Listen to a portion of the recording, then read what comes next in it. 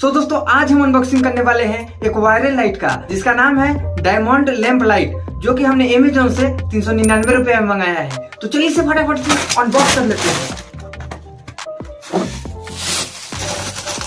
तो फाइनली ये रहा डायमंड लैंप लाइट, जो कि चार्जेबल है। इसे चार्ज करने के लिए इसमें एक USB टाइप C केबल भी दिए हुए है, और इसे ऑन करने के लिए सिंपली यहाँ से टच करेंगे तो ये ऑन हो जाएगा। और सिंपली टच से डिफरेंट कलर हम कर सकते हैं, जैसा कि आप देख सकते हैं। और इसमें एक रिमोट भी दिए हुए है, जिसे हम आसानी से कोई सा भी कलर चेंज कर सकते हैं। इसे रिमोट के द्वारा कंट्रोल कर सकते हैं। तो दोस्तों इस डायमंड लैंप लाइट को आप भी ले सकते हैं। और एक चीज और कर सकते हैं, वो है वीडियो को लाइक और चैनल को सब्सक्राइब।